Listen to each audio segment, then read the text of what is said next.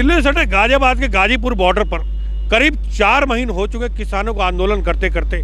इसी बीच में जब बंगाल का चुनाव आ गया, यहाँ के किसान नेता टिकैत परिवार जो है वहाँ चुनाव में शामिल हुआ। वहाँ चुनाव में जो अभी भी व्यस्त है, लेकिन किसानों ने आज जो है भारत बंद बुलाया था। इस भारत बंद को लेके हम लोगों ने सोचा कि एक सेल्फ डिबेट किया जाए, जिसमें मीडिया कर्मी और यहाँ के और भी लोगों से इसका अब तक का परिणाम क्या निकला और आगे क्या निकलने वाला है, इस विषय में जाना जाए। इस चीज़ को लेके हमने जो है ग्राउंड जीरो यानी फ्लाईओवर से इस वक्त हम मौजूद है और अपनी बात जो है इनसे जानने का प्रयास करेंगे कि किसान कहाँ है, किसान नेता कहाँ है और किसानों की जो स्थिति इस समय कहाँ है। हालांकि दिन ब दिन किसानों की कहीं ना कहीं संख्या में इजाफा के बजाय कमी जो है देखी जा रही है, वो एक चिंता का विषय है किसान आंदोलन के लिए। लेकिन किसानों की बात करी जाए तो किसान कहते हैं कि जो हमारी सरकार नहीं सुन रही। सरकार कहती है कि एक फ़ोन कॉल की दूरी पे जो है किसान हमसे बैठा हुआ है, अगर वो आता है तो हम उनसे बात करेंगे।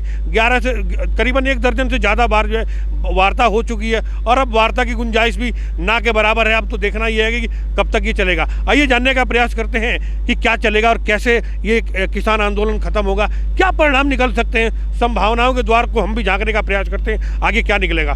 सर, किसान आंदोलन कहाँ खड़ा है इस समय?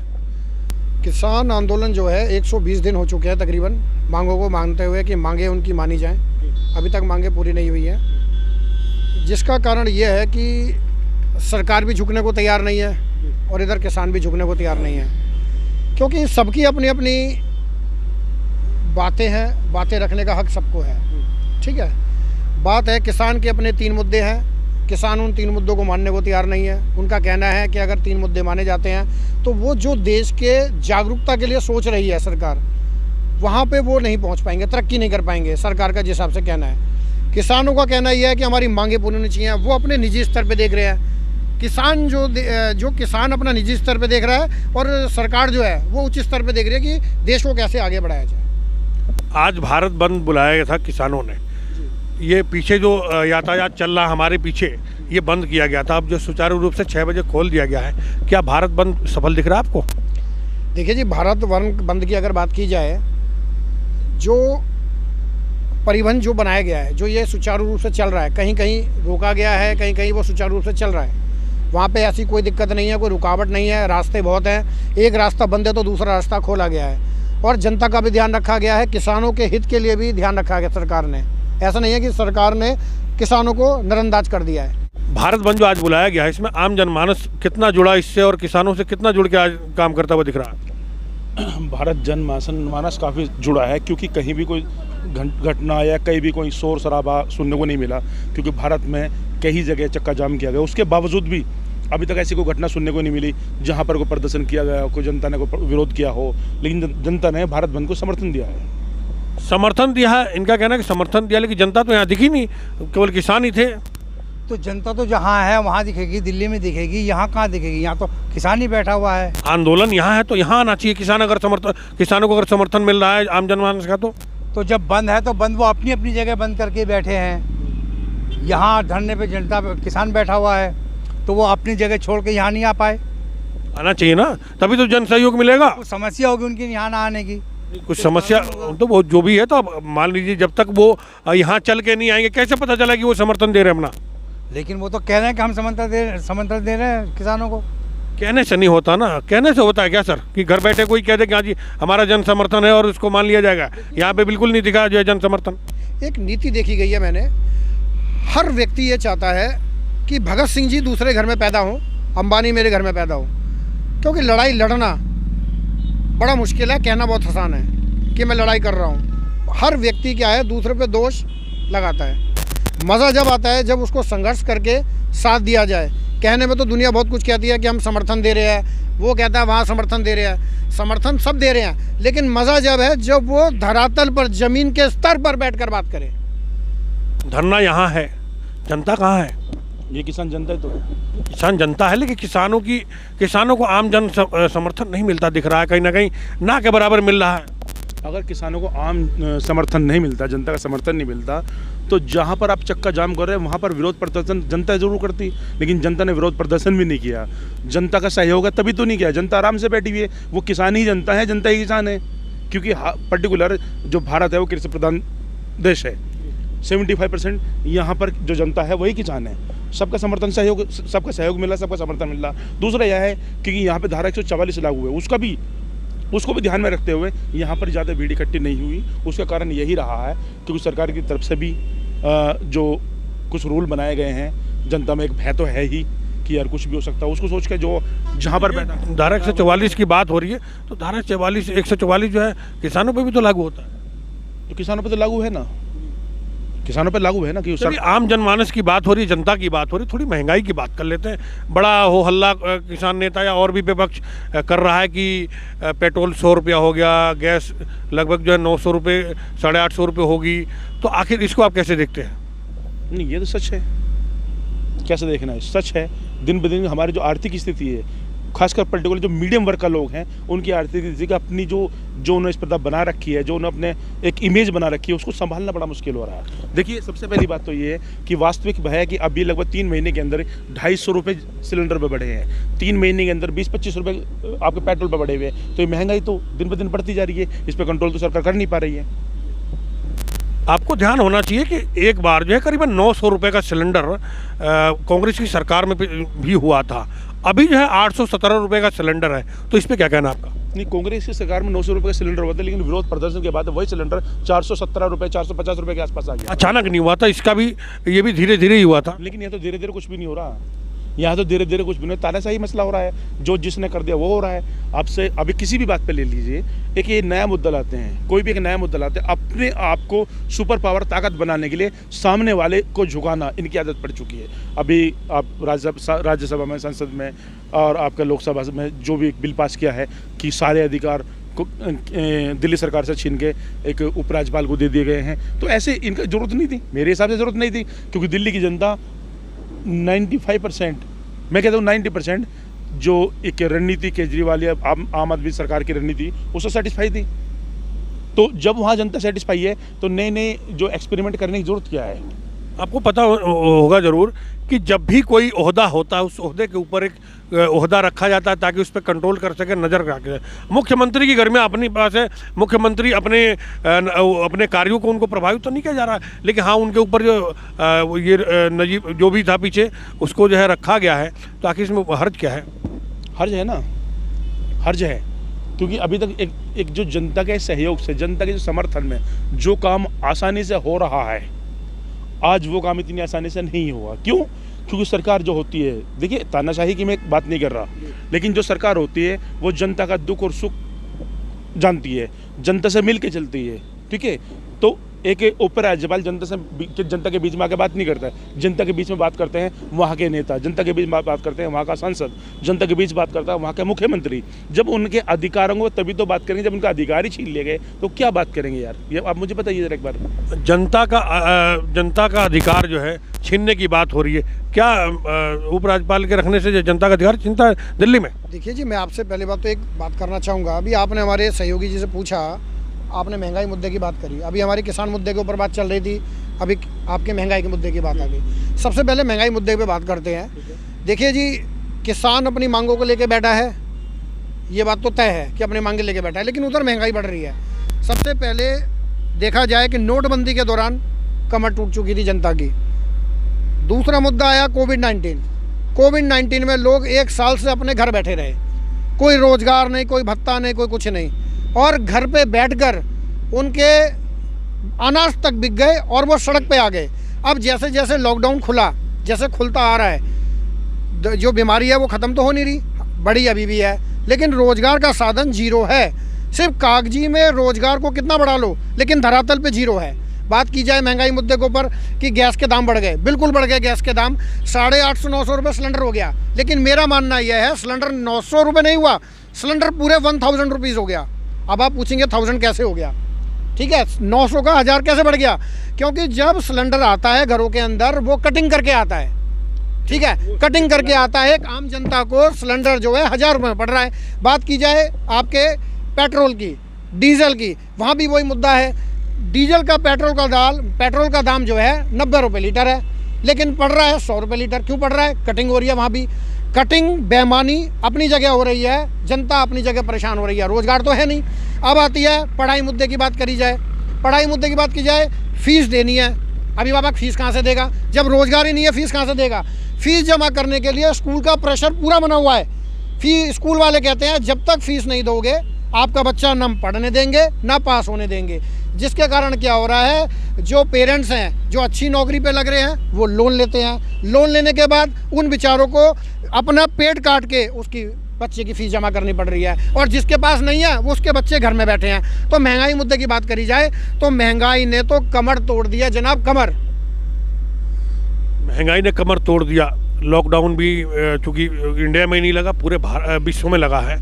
ये इस स्थिति को लेके पूरा विश्व जो है परेशान है। इस पर क्या राय है? सर देखो, परेशान सब है, मान लिया, लेकिन राजा किस लिए होता है देश का? भाई राजा किस लिए होता है? जनता को संभालने के लिए होता है ना। तो राजा को चाहिए कि जनता अगर परेशान है, जो शिक्षा है वो शिक्षा निःशुल्क करी जाए। अगर टीचर की जो पढ़ाई या तो आधे रेट पे की जाए पढ़ाई को, ये नहीं है कि अभिभावक कहाँ से देगा, फीस ही नहीं है। 8-8 हज़ार 9-9 हज़ार रुपये फीस जा रही है महीने की, 34-34 40-40 हज़ार रुपये क्वार्टरली फीस ले रहे हैं। बस वाले अपना पैसा ले रहे हैं, आम जनता क्या करे मुझे आप बताइए। दूध महंगा, पानी महंगा, बिजली महंगी, राशन महंगा, आदमी क्या करे? सड़क पे आ जाए, आत्महत्या कर ले। क्या राय है महंगाई को लेकर? सर इसमें महंगाई को लेकर के सबसे पहली चीज़ तो ये है कि ये जो सरकार है ये अमीरों की सरकार है, गरीबों की नहीं है। क्योंकि अभी जिसको भी देखा जाए जितनी भी संस्थान हैं सब प्राइवेट वगैरह होते जा रहे हैं, और प्राइवेट स्कूल की मनमानी चल रही है, जिससे अभिभावक परेशान है। क्योंकि मान लो ऑनलाइन पढ़ाई के नाम पर वो फ़ीस की माफ़ी नहीं करते, बिल्कुल भी इस चीज़ को नहीं बोलते कि ठीक है हम फ़ीस माफ़ कर देंगे, और बच्चे से फ़ीस मांगते हैं। और जबकि सभी को पता है इस समय आर्थिक स्थिति क्या है, और देश की गिरती हुई अर्थव्यवस्था सभी को पता है। इस पर कोई काम नहीं होता है। बाकी मैं इतना ही कहूँगा। अच्छा, एक मुद्दा और भी आता है। आज किसानों की बात हो रही थी। किसान जो है, किसान के ऊपर आपके क्या कहना है कि आज जो आंदोलन, आज जो ये भारत बंद था, ये कितना सफल था आपके नज़र में? जो भारत बंद का समर्थन सभी ने अपने अपने स्तर पर किया है, हर किसी ने अपने तरीके से करा है। किसी ने यहाँ आकर के अपनी उपस्थिति दर्ज कराई है, तो किसी ने बैठ करके, क्योंकि इस समय खेती का टाइम है, तो किसान लोग ज़्यादा से ज़्यादा अपने खेतों की तरफ भी ध्यान देना, क्योंकि उन्हें पता है कि इनके अलावा उनके पास दूसरा कोई व्यवसाय नहीं है जी। क्योंकि उन्हें घर भी देखना है और देश भी देखना है। क्या राय है आपकी महंगाई को लेकर? महंगाई को लेकर आम जनता दुखी है, थोड़ी नहीं बेहिसाब दुखी है। पहली बात, कारोबार नष्ट हो चुका है।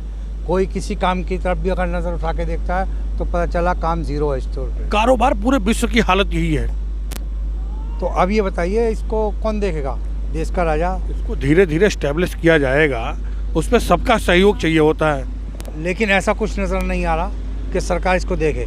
सरकार अपनी मनमानी चला रही है। मेन कारण तो ये है, देखिए अभी मेरे सहयोगी में शर्मा जी ने बताया कि स्कूलों की मनमानी, स्कूलों की फ़ीस, मैं उनकी बात से 101% यानी कि 100 to 100% सहमत हूँ। जब यहाँ लॉकडाउन लगा था, लॉकडाउन पहले लगा था आपका 7 दिन का, 11 दिन का, 25 दिन का, ऐसे करते करते लगभग 1 साल हमें इस समस्या से जूझते हुए हुआ। लगभग जितने भी लोग हैं, खासकर आमजन, मजदूर को मजदूरी मिल जाएगी, अमीर अपने घर में जो उसके घर में एक गुंजाइश है उससे खा लेगा, लेकिन जो हम जैसा एक मिडिल क्लास के लोग हैं, वो ना अमीरों में ना गरीबों में, वो मजदूरी कर नहीं सकता, उसके घर में इतना कुछ खाने के लिए है नहीं। तो सबसे ज़्यादा परेशानी जो महसूस कर रहे हैं वो आम आदमी कर रहा है। देखिए सबसे पहली बात ये, अगर लॉकडाउन सरकार ने लगाया तो सरकार की नीति होनी चाहिए कि जब तक कि स्कूल बंद रहे तब तक कि कोई भी प्राइवेट संस्थान या स्कूल, तब तक की फ़ीस की माफ़ी होनी चाहिए। लेकिन फ़ीस की माफ़ी एक दिन की भी नहीं हुई। यहाँ तक कि सवाल ये उठता है, अगर किसी की 4000 रुपये फ़ीस है तो उसकी 4100 तो हुई है, 3900 किसी की फ़ीस नहीं हुई है। पहली बात। दूसरी, अब धमकी दी जा रही है कि या तो फ़ीस जमा कीजिए या अपने बच्चे को घर पे बिठाइए। एक बच्चा बोर्ड की एग्ज़ाम देने की तैयारी कर रहा है, मेरी गुंजाइश नहीं है कि मैं अपने बच्चे की फ़ीस दे सकूं, और अगर मैं उसे फ़ीस नहीं दे पाता तो मेरे बच्चे का साल ख़राब, और फीस दूँ तो दूँ कहाँ से? तो इसी डिप्रेशन के चक्कर में हर आदमी परेशान है। रही महंगाई की, महंगाई दिन ब दिन बढ़ती जा रही है। क्यों बढ़ती जा रही है? उसका रीज़न सबसे बड़ा ये है कि जो जितने भी सरमादार हैं, जितने भी जो कारपोरेट जगत है, हमारी सरकार उनको फ़ायदा पहुंचाने के लिए हमारा गला काट रही है। जितने भी संस्थान हैं जो जिनकी इनकम से सरकार चलती थी, या जिनकी इनकम से सरकार को बेनिफिट मिलता, वो सब प्राइवेट किए जा रहे हैं। प्राइवेट करने से सरकार को क्या फ़ायदा? मुझे एक बात ये बताइए। आपने स्कूल की बात की कि फीस मांग रहे हैं और ये सब चीज़ें हैं, जाहिर सी बात है कि ये पैसा है, एक आदमी की जेब से निकलता है दूसरे के जेब में जाता है, और इसी तरह ये दुनिया चलती रहती है। आखिर ये भी तो ज़रूरी है। नहीं, दुनिया चलती है। टीचरों की सैलरी कहाँ से आएगी? टीचर भी तो एक साल से जो है, टीचरों की कौन सुनेगा? टीचर कहीं जाएगा नहीं, टीचरों की सैलरी कहाँ से आएगी? ये सरकार क्या कर रही है? सरकार चुनते किस लिए हम सरकार इसलिए चुनते हैं कि हमारे बुरे वक्त में सरकार हमारा साथ दे। हम देश का राजा, इसलिए हर आदमी अपने घर का राजा है। हमने जो एक प्राइम बनाया, हमने एक मिनिस्टर बनाया, हमने एक अपने एक प्रधान सेवक चुना। क्यों चुना हमने? क्योंकि हमारे बुरे वक्त में, हमारा एक बहुत डाउन समय है, उस समय में हमारी सरकार हमें एक आश्वासन दे या हमें सहायता दे इस झंझट से निकलने के लिए। बुरे वक्त की बात आपने की, सरकार ने लोगों के खाते में पैसे डाले, अनाज जो है मुहैया करवाया कोटा के माध्यम से, और भी ज़रूरी सुविधाएं जो है दी गई। क्या और क्या क्या होना चाहिए? आपके अकाउंट में कितना पैसा आया? वो सबके अकाउंट में जो भी उसके लिए एलिजिबल रहा, सब क्या है? किसका है? मेरे यहाँ सहयोगी खड़े, कोई एक आदमी बता दो किसके अकाउंट में पैसा आया? माना कि सबके अकाउंट में नहीं आया, लेकिन कागजी कार्रवाई, कागजी या सरकार के बयानबाजी में मत जाइए। आप डाउन टू अर्थ बात कीजिए। मेरे यहाँ इतने सारे सहयोगी आप बात कर रहे हैं, मुझे एक आदमी बताइए कि जिस सरकार की तरफ से किसी के उसमें 10 रुपये आए हों। सरकार ने जो है जनधन योजना या जो भी चला के खातों में पैसे नहीं डाले, इनका कहना यह है कि जबकि बहुत सारे लोग ऐसे मिलते हैं कि पैसे डाले गए और कोटों के माध्यम से निःशुल्क जो है अनाज मुहैया कराया खाने के लिए। इसमें क्या सच्चाई? देखिए जी, मैं ये कहना चाहता हूँ, जनधन खाते में धन पहुँचना, अनाज मिलना, बात इसकी नहीं हो रही है। बात यहाँ पे जो हो रही है इस टाइम पे महंगाई मुद्दे पे हो रही है। जब जनता की कमर टूटी है, अगर किसी के घर में आप आधा किलो गेहूं दे दोगे या 1 किलो गेहूं दे दोगे, नहीं, सामने से बात ये आई थी, मैं उनका जवाब आपसे, उन्हीं का जवाब मैं दे रहा हूँ कि 1 किलो अगर हम किसी को चावल देते हैं या जनधन खाते में पैसा आ रहा है, उससे परिवार नहीं चल रहा। परिवार के अंदर क्या? रोटी, शिक्षा, मकान, चिकित्सा। अगर ये चीज़ अवेलेबल नहीं है, आज की डेट में क्या है, क्राइम का ग्राफ बढ़ता जा रहा है। अगर आप देखेंगे क्राइम बढ़ रहा है, क्राइम करने वाले कौन? हम लॉकडाउन की स्थिति की बात कर रहे हैं। उस समय जब पूरा विश्व आर्थिक स्थिति से जूझ रहा था, हर सरकार ने अपनी जनता का कहीं ना कहीं ख्याल रखा, जितना भी उससे हो पाया, और आगे भी रखेगी। ये उनका दायित्व बनता है। उसकी बात देखिए, मैं वहीं बात आ रहा हूँ। बात आप अभी कट गई थी, बात आ रही है क्राइम की। क्राइम का ग्राफ जो है 20 साल से लेके 25 या 27 साल तक के बच्चे हैं जो क्राइम कर रहे हैं, क्योंकि रोजगार है नहीं, या भीख मांग रहे हैं या रेखी कर रहे हैं, न्यूज़पेपर डाल के रेखी कर रहे हैं किसके मकान में क्या है। जो पैसा जिसका रखा है उसे चुरा रहे हैं। छोटे छोटे बच्चे क्राइम की तरफ जा रहे हैं, और उन पे क्राइम में सज़ा भी क्या होती है? सब सेटिंग का खेल होता है, सेटिंग होती है, बंदा वही बाहर आ जाता है। क्यों? क्योंकि वो अपना गहना बेच देता है या कोई सामान वो बेच देता है, क्योंकि उसे आना है फिर क्राइम करना है, क्योंकि उसे पता कुछ नहीं होता। मुद्दा महंगाई है हमारा। मैं महंगाई की बता रहा हूँ, क्योंकि अगर ये रोटी, कपड़ा, मकान, चिकित्सा, ये चारों चीज़ें अगर अवेलेबल होंगी, क्राइम का ग्राफ अपने आप ही कम हो जाएगा। बात यहाँ पे आ रही है रोजगार की। रोजगार है ही नहीं। मुझे बता दीजिए, सर्वे कीजिए, आप पता कीजिए कितने लोगों को रोजगार मिल रहा है और क्या सैलरी मिल रही है। लोग ऑफिसों में काम करने जाते हैं, जो उनका मालिक है 2 महीने काम करता है, तीसरे महीने कहता है यार तुम्हारा काम पसंद नहीं आया, जाओ घर पे। क्यों भैया? उसको देने के लिए नहीं है, उसने लड़के का यूज़ किया। तो वही तो मेरा सवाल था कि ये पैसा है, किसी के जेब में रुकना तो है नहीं, एक के जेब से निकलता है दूसरे के जेब में जाता है। अभी भावक अगर अपनी फीस जमा करेगा तो स्कूल पे जाएगा, स्कूल पे जाएगा तो टीचर्स को सैलरी देंगे। आखिर ये चैन इसी तरह तो चलता रहेगा। ये चेंज चल रहा है, लेकिन ये मेन मुद्दे की बात ये आ रही है कि अगर जैसे आपने स्कूल की बात करी, सरकार को चाहिए जितने भी प्राइवेट है, आप देखिए कोई छोटे स्कूल के प्राइवेट हैं जिनकी फीस है 4000 रुपये मंथली, किसी के ऐसे हैं 16000 रुपये मंथली। बड़े बड़े टॉप लेवल के जो स्कूल है, मैं नाम नहीं लूँगा, सबको पता है। अगर इतने टॉप स्कूल हैं, कम से कम एक दायरा निश्चित हो। इतनी महंगाई, जो महंगाई बढ़ रही है, कमर टूटी पड़ी है, कोविड-19 चल रहा है, नोटबंदी हो चुकी है, जनता टूट चुकी है। कुछ एक हद ऐसी करनी चाहिए कि एक लिमिटेड एक फीस रखनी चाहिए जो अभिभावक अपने बच्चों को पढ़ा ले। मतलब आप ये कहना चाहिए कि सरकार को हस्तक्षेप करते हुए स्कूलों पर लगाम लगानी चाहिए, और सरकार को चाहिए कि जनता के अंदर जाकर ये राजनीतियाँ, जो भी मैं कह रहा हूँ, जितने भी राजनीतिक दल हैं, राजनीति रोटियाँ सेकना बंद कर दें, जनता के बारे में सोचें कि धरातल पर क्या चल रहा है। इस समय तो राजनीतिक जो बयानबाजी है, राजनीतिक जो दल हैं, उनके मन में केवल कुछ ही सवाल हैं कि भाई इस समय किसान क्यों बैठा हुआ है बॉर्डर पर, इन मुद्दों को कोई नहीं उठाता, अगर ये तो आखिर मुद्दे- उनसे क्या कहेंगे? अगर हम इसको ये मुद्दे अगर हम इसकी बात करेंगे तो राजनीति को क्यों कहेगा कोई? राजनीति का मतलब क्या होता है? यही तो राजनीति है, आपस में लड़वा दो, उसको भिड़वा दो, इसका ये कर दो, उसका। जनता बेचारी फंसी हुई है। किसान मुद्दे की बात कर दी जाए, किसानों की 3 मांगे अड़ी हुई है, 120 दिन हो गए, आगे का कुछ पता नहीं होना क्या है। लोग फंसे पड़े हैं किसान मुद्दों के ऊपर। अरे भैया आगे भी तो देखो, जनता कहाँ जा रही है? कहा जा रही जनता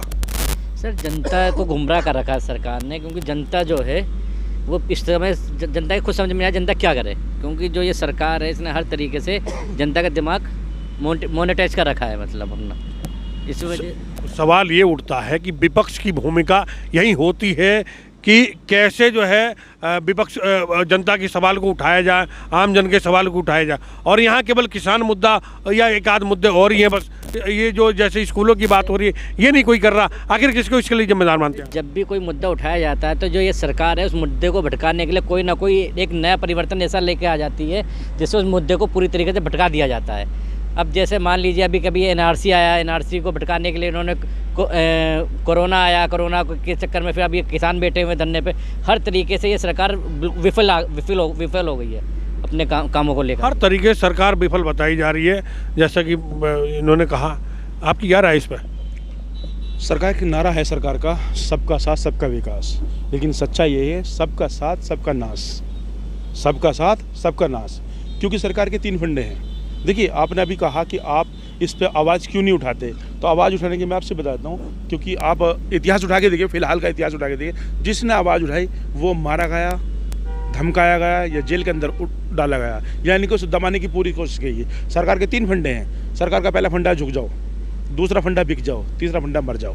किसानों ने अपनी आवाज़ उठाई, किसानों को तो नहीं धमकाया गया, नहीं मारा गया, नहीं पीटा गया, नहीं जेल में डाला गया। किसने कहा किसानों को धमकाने का? 300 किसान शहीद हो गए क्या? आज तक किसी ने आके पूछा कि ये शहीद हुए, इनका परिवार कैसे चलेगा, ये शहीद क्यों हुए किसी देश में? ये हमारे दुर्भाग्य की बात है कि 120 दिन हम अपनी मांगों को लेकर। इनमें क्या किसान सरकार की गोली से कोई मरा या सरकार की वजह से कोई मरा? सरकार की उम्मीद से तो मरा है, सरकार की उम्मीद से तो मरा है, सरकार की नीतियों से तो मरा है। क्यों ये ठंड में, क्यों ये गर्मी में, क्या रीजन है? क्या सरकार ने जानना चाहा कि क्या कारण है ये अपना घर बार छोड़कर एक राष्ट्रीय पर्व जो मनाने का, उस राष्ट्रीय पर्वों को, या जो होली दिवाली जो राष्ट्रीय त्यौहार है हमारे, उसे मनाने के लिए, ईद बकरा ईद, राष्ट्रीय बहुत सारे त्यौहार है हमारे, वो मनाने के बजाय हम लोग अपने और अपने बच्चों की, ये किसान लोग जो अपने और अपने बच्चों की मांग को लेकर, आने वाले इनके फ्यूचर की मांग को लेकर यहाँ पड़े, सरकार को सोचना चाहिए कि इनके बीच आए, इनसे बात कीजिए। अगर सुनिए मेरी बात सुनिए, सबसे पहली बात है, राजा क्या होता है? राजा होता है कि प्रजा का दुख और सुख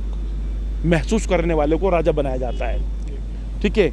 देखिए, क्या उस राजा का दायित्व नहीं बनना है? चलिए मैं मानता हूँ कि कानून सारे ठीक हैं, 1% सरकार की नीति में कानून ठीक है, लेकिन जब ये किसान कानून मानने को तैयार नहीं, तो ऐसी कौन सी मजबूरी जो कानून को रखना जरूरी है? तो सरकार को होना चाहिए कि इन किसानों के बीच आके या तो इन्हें समझाया जाए, और अगर इनकी समझ में नहीं आया तो कानून संसद में पास होते हैं, ये हाईवे पे और धरने में नहीं आके पास होते हैं। संसद में पास क्यों हो रहे हैं? क्योंकि मेजोरिटी, हर चीज में मेजोरिटी। तो मेजोरिटी में कौन? आखिर किसानों ने जिन नेताओं को चुन के भेजा है वही वहाँ बैठ के जो है इनका प्रतिनिधित्व करते हैं और उनको वोट देते हैं ताकि बिल पास होता है। इसके लिए जिम्मेदार कौन है? किसानों ने, अरे हर किसी को मौका दिया जाता है। किसानों ने इसलिए चुना कि हमारे पक्ष में बात करेंगे, इसलिए थोड़ी चुना कि हमारे विपक्ष में बात करेंगे। फिर दूसरी बात है, बोले कौन? देखिए, हर किसी को कुर्सी बचानी, हर किसी को अपनी इमेज बचानी, इस पर बचानी बड़ी मुश्किल हो रही है, सबसे पहली बात। दूसरी बात ये है, ये जो जितने बिल पास हो रहे क्यों हो रहे हैं? क्योंकि इनका विरोध करने वाला कोई नहीं, मेजोरिटी इन लोगों की है। यार, आप 10 आदमी एक जगह, 2 आदमी एक जगह, तो 8 आदमियों की बात मानी जाएगी। मेजोरिटी से बिल पास हो रहे हैं, और ऐसी क्या आफत आ गई कोरोना काल में जो आपको बिल पास करने पड़ रहे हैं? चलिए, आखिरी सवाल ये है कि किसान आंदोलन करीब 4 महीने हो गया, क्या संभावनाएं हैं, कैसे ये गतिरोध दूर होगा? सरकार और किसानों के बीच क्या ऐसा तरीका है जो ये गतिरोध दूर हो और ये 4 महीने से करीब बंद पड़े ये हाईवे पे फर्राटे भरते हुए वाहन नजर आए और लोगों की समस्याएं भी दूर हो? ये सरकार को सोचना चाहिए ना, ये सरकार को सोचना चाहिए। सरकार ने अपनी जो भी प्रपोजल दे दिया, वो किसानों को प्रपोजल पसंद नहीं है। उसके बाद लगभग 3 महीने, यानी 1 महीने के अंदर या 1.5 महीने के अंदर आपने 9-12 बार तक की, 2.5 महीने सरकार ने बोला था कि किसान नेताओं से हमारी दूरी बस एक फ़ोन कॉल की है। आखिर वो कौन सा फ़ोन कॉल है और कौन करेगा? आखिर किसानों में से क्यों नहीं उस फ़ोन कॉल को अपनाया गया? इसे बोलते हैं गुंडागर्दी और तानाशाही। मैंने अपनी जिम्मेदारी से हटने के बाद मैंने कहा ये टुकड़ा यहाँ पड़ा, तेरा तुझे भूख लग रही उठा के ले जा, और तुझे भूख नहीं लग रही तो तू भी वहाँ पड़ा रहा, टुकड़ा भी वहाँ पड़ा रहा। उन्होंने वो फ़ोन कॉल ये है कि उन्होंने अपनी जो तानाशाही, जो अपनी जो एक गुंडागर्दी, मुठभर्ती दे दी कि 18 महीने के लिए आपका ये पोस्टपोन किया जाएगा। 18 महीने की आपकी समझ में आया तो आप हमें फ़ोन कॉल कर दिए। किसानों को ये समझ में नहीं है। किसानों का मकसद है कि तीनों कानून वापस होने चाहिए।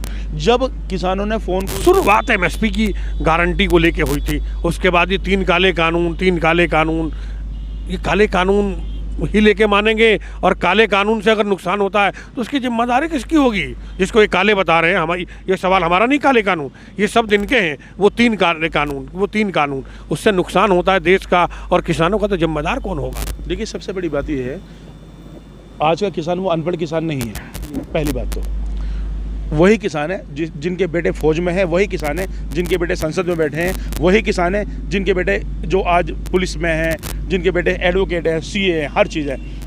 ऐसा वो अगर काले कानून नहीं है तो इतने लोगों की समझ में क्यों नहीं आ रहा कि वो काले कानून नहीं है? 5% या सरकार के या 5% कारपोरेट जगत को खुश करने के लिए सरकार उन्हें काले कानून नहीं बता रही। 95% लोग उसे काले कानून बता रहे। तो आप 95% की मानोगे या 5% की मानोगे? क्या तरीका है गतिरोध दूर किया जाए? सरकार अपनी जिद छोड़ दे। सरकार अपनी जिद पे अड़ी हुई है, किसान भी तो अपनी जिद पे अड़े हुए हैं। नज़र उठा के देखनी चाहिए। किसान भी तो अपनी जिद पे अड़े हुए हैं, दोनों की जिद है। तो किसान तो इसलिए जिद पा रहे हैं कि उनका मांग जाए, सच है। वो कह रहे हैं हमारी ज़मीनें छिन जाएंगी, हमारे जो अनाज बेच रहे हैं हम आज सस्ता, वो अडानी अंबानी 100 से 150 रुपये 200 रुपये किलो के हिसाब में बेचेंगे, कहाँ जाएगी जनता? वो तो आम जनता के लिए लड़ रहे हैं। क्या ऐसा पॉसिबल है कि जैसे कि वो कह रहे हैं कि गेहूं का आटा जो है 200 रुपये 150 रुपये किलो पे? अभी भी शक्ति भोग जो आटा वो भी देख लो आप किस रेट में बिकता। किलो की बात कर रहा हूँ मैं, 10 किलो की बात नहीं कर रहा हूँ। हाँ, वो भी आप देख लो किस केजी पे चल रहा है। पॉसिबल है कि 150 रुपये किलो आटा 200 रुपये किलो आटा बिक जाए जैसा कि किसान कहते फिर? सर क्यों पॉसिबल नहीं है? आपने ये देखा रेलवे का टिकट, प्लेटफॉर्म टिकट जो कभी 10 रुपये का आता था, आज के टाइम में 50 रुपये है वो। भीड़ से बचने के लिए ऐसा कि सरकार ने किया? सर भीड़ से बचने का नहीं, ये सिर्फ एक इनका लोगों को गुमराह करने का एक फार्मूला है जिससे ये गुमराह करते हैं। नहीं तो लोगों, एक बार बताओ, जो लोगों की मूल आवश्यकता क्या है? रोटी, कपड़ा और मकान और हेल्थ। लेकिन इन टॉपिक को चेंज करते वो कहाँ सरकार ने लोगों को लड़वा रखा आपस में, हिंदू मुस्लिम सिख ईसाई, आपको सबको लड़वा रखा है इन्होंने इस समय, और इन मुद्दों से भटका रखा है। जब भी कोई अहम मुद्दों पर, इस तरीके के मुद्दों पर बात करता है, या तो उस पर देशद्रोह लगा के बंद कर दिया जाता है, या तो फिर उन्हें जेल के पीछे ढकेल दिया जाता है। जिस वजह से ऐसा जैसा आप कह रहे इतनी तानाशाही तो नहीं है सर? बिल्कुल तानाशाही है। और कैसे लोग तानाशाही? कोई एक ऐसा वाक्य बताएं। सर एनआरसी में कितने मुद्दे हुए, इसमें कितने लोगों को बंद करा गया इसमें? तो एनआरसी में जो उनकी मांगे थी आम जन की, उसके पीछे किन किन का क्या क्या मकसद था, ये भी तो सोचना चाहिए लोगों को। एक बात बताइए, अभी रेलवे में आज के टाइम में क्या जो बाहर का व्यक्ति आया है, हमारे अपने लिए घर नहीं है, हमारे अपने लिए ज़मीन मुहैया नहीं है, हम उनके लिए सोचते रहे? बात बताइए, अभी ये जो एयरपोर्ट था, जो कि कभी इंडियन एयरपोर्ट लिखा होता था, उस पर अगर आज के टाइम में देखोगे अडानी एयरपोर्ट लिखा हुआ है, जिसे अभी विरोध जिस पे विरोध करने के बाद। पहले आप एनआरसी की बात का जवाब दें। क्या ये भी तो देखना चाहिए कि भाई हम आपका ख्याल रखते, आप भी हमारा ख्याल रखिए। बिल्कुल बिल्कुल। सर एक बात है, ये बिल लाने की भी जरूरत क्या थी? आप मुझे एक मकसद बता दिए। ये आपकी और हमारी सोच हो सकती है, बिल लाने की जरूरत क्या है? कि सरकार है, सुनिए, सरकार है, सरकार की जिम्मेदारी बनती है कि वो आम जन को और अपनी जनता को जो खुशहाल बनाए, उसके लिए नीतियाँ बनाए। सबसे पहली चीज़ तो ये देश सभी लोगों का है, चाहे वो हिंदू हो, चाहे वो मुस्लिम हो, चाहे सिख हो, वो ईसाई है। अगर आपसे मैं कहूँ कि ठीक है जी, मैं आपको देश से बाहर निकाल दिया जाएगा, या हिंदू भाई को सीए के तहत उनको वापसी नागरिकता दे दी जाएगी, तो ये गलत है ना? तो क्या एक बात है, घुसपैठियों को जो हमारे देश में गलती से घुस गया, चोरी छुप के घुस गया, उसको हम अपने लिए जो अपना नागरिक मान लें? सुनो सर, जब उन्हें पता है कि घुसपैठ हो रहा है, उस समय कहाँ रहते हैं वो? जब उन्हें पता है कि इस समय घुसपैठ हो रही है और कोई अंदर देश के घुस रहा है गुप्त तरीके से, उस समय कहाँ होता है? आपको पता होना चाहिए कि अभी कुछ साल पहले ही वो सारी सीमाओं को सील किया गया, जहाँ से लोग बेरोक टोक और बिना वीजा पासपोर्ट के आते थे, जिसके बाद से समस्या हुई है। सबसे पहली चीज़ तो ये जो सरकार है बिल्कुल भ्रष्ट है, इन्हें सब पता होता। आज के टाइम में अगर ये लोग अपने काम ईमानदारी से करने लगे तो कोई एक सुई को उठा करके कोई दूसरी जगह नहीं रख सकता। कुल मिलाकर के ये इन्हें सब पता होता है। भ्रष्टाचार हम मुद्दों से भटक के हम जो है फिलहाल बात कर रहे थे कि आखिर किसान आंदोलन में क्या ऐसा तरीका हो सकता है संभावनाओं में कि ये गतिरोध दूर हो? सर क्या हो सकता है? अंत में मैं बस एक ही बात कहना चाहूँगा कि कोई ना कोई सरकार ने कोई नीति अच्छी बनाई होगी देश हित के लिए, ठीक है, जो अभी तक झुक नहीं रही है। बात यहाँ पर किसान और उनकी नीतियों की अलग बात नहीं हो रही है। मेरा जो कथन है और मेरा जो मत है, सबसे पहले मैं ये कहना चाहता हूँ सरकार से, महंगाई के मुद्दों पर ध्यान दिया जाए, मेरा जो मत है, क्योंकि महंगाई के दौर पर ध्यान देना बहुत ज़रूरी है। साथ में जो लोग भटक रहे हैं, नौजवान साथी नशे के कारोबार में जाते जा रहे हैं, उस पर काबू किया जाए और लगाम लगाई जाए, रोज़गार को बढ़ाया जाए। मेरा मानना यह है कि जो गलत करेगा वो भुगतेगा, क्योंकि यहाँ की जनता, जो देश की जनता है, सुनने को तैयार नहीं होती है। जब चालान कटते हैं 100, 200, 500, 1000 के, जैसे भाई ने बोला, चालान काटना, अगर कोई आप भी या मैं कोई भी वायलेशन करता है और उसके लिए उस पर चालान एक राशि रखी गई है, क्या काटना के तानाशाही में गिना जाएगा? नहीं, जो चीज़ है स्थिति, जैसे 10,000 का चालान कटा, भाई ने बोला कि 20,000 की बाइक है और 30,000 का चालान कट गया, वो सिर्फ इसलिए है कि वो जो गलती कर रहा है उस गलती का ध्यान रखे। ये गलत है, एक बार को इतना चालान है, लेकिन क्या करे, जनता भी तो नहीं मानती। उनको सुधारने के लिए स्टेप उठाया सरकार ने, मेरा मानना ये है। बाकी लेकिन बात की जाए फिर महंगाई मुद्दे पे, मैं ये कहना चाहता हूँ कि महंगाई पर ध्यान दिया जाए और रोजगार पे। सरकार झुकने को तैयार नहीं, चालान तानाशाही होता है। चालान करना या चालान, या मैंने अगर कोई नियम का वायलेशन किया तो उसको जो है, उसको किसी पुलिसकर्मी ने उस पर चालान काटा, ये तानाशाही में गिना जाएगा। सबसे पहली बात तो आप इस देश में भ्रष्टाचार ख़त्म कीजिए, ना चालान करने की ज़रूरत पड़ेगी, न किसी चीज़ की ज़रूरत पड़ेगी। आपने देखा, आप कोर्ट में जाते हैं और सबसे ज़्यादा जो न्यायपालिका या न्याय जो जज साहब बैठे हैं, हमारे जो न्याय के देवता बैठे हैं, हम लोग डरते हैं यार जज साहब के सामने खाना होना पड़े, लेकिन एक तारीख लेने के लिए उसी जज साहब के सामने आप उसके सचिव को 100 रुपये 50 रुपये तारीख लेने के लिए देते हैं। खैर, मैं इन चीज़ों से इत्तेफाक नहीं रखता, आप ऐसी बात कहते हैं। अगर ऐसा कुछ होता है तो उसका वीडियो बना के आपको वायरल करना चाहिए। दुनिया को पता, जज साहब के सामने ले आता है। सबसे मैं इन बातों से इत्तेफाक नहीं रखता, ये कानून का वायलेशन। मुद्दा चालान का नहीं है, मुद्दा है भ्रष्टाचार का। आप भ्रष्टाचार खत्म कीजिए, चालान अपना आप करने की जरूरत नहीं पड़ेगी, पहली बात, ठीक है। चालान बढ़ने या घटने से फ़र्क नहीं पड़ता। फ़र्क पड़ता है कि आम आदमी को रोटी नहीं मिल रही, फ़र्क पड़ता है कि स्कूलों की फीस जो अभिभावक नहीं दे पा रहे, फ़र्क पड़ता है कि सरकार के तानाशाही की वजह से कब कोई ना कोई, हर आदमी या हर वर्ग के कुछ लोग किसी न किसी मुद्दे को लेकर आज सड़कों पर पड़े हैं। फ़र्क पड़ता है कि आप अपने इलेक्शन के या अपनी सरकार बनाने के लिए बेपनाह पैसा खर्च करते हैं, लेकिन जहाँ पैसा खर्च करने की ज़रूरत होती है, जिन आम आदमियों, गरीब आदमी को पैसा खर्च करने की ज़रूरत है, वहाँ सिर्फ एक कागजी कार्रवाई के नाम पर उन्हें मुद्दे दिखाए जाते हैं। लेकिन अगर आप ज़मीनी स्तर पर देखो, अभी आपने देखा होगा कुछ दिनों में सोशल मीडिया पर वायरल हो रहा है, एक लेडीज के साथ फ़ोटो खिंचवाया गया प्रधानमंत्री जी का कि उसको मकान मिला है, वो कहती कि मेरा तो मकान खुद किराएगा, आज तक मकान नहीं मिला। तो ये भ्रष्टाचार हमारा ख़त्म होना चाहिए। अपनी जो वाहवाही करने के लिए तानाशाही इतनी नहीं करनी चाहिए कि देश की जनता आने वाले समय में उस सरकार को ऐसा सबक सिखाए कि उस सरकार का अस्तित्व ही ख़त्म हो जाए। तो सबसे पहली बात तो मैं यही कहूँगा कि अगर सरकार को इस मुद्दे पे, किसान मुद्दे पर कोई आपत्ति नहीं है या आपत्ति है, लेकिन ये एक देश के नागरिक हैं, ये वो किसान हैं जो पूरे देश का, ये वो अन्नदाता जो पूरे देश का पेट भरते हैं। सरकार को चाहिए कि इनके बीच आकर इनसे बैठ के इनके मन की बात सुने। रेडियो पर मन की बात करने से उसकी मन की बात नहीं सुनी जाती कि इतने रुपए खर्च करके आप रेडियो पर बात कर रहे हो, आपसे 10 किलोमीटर की दूरी पर किसान पड़ा है, आइए बैठिए बात कीजिए।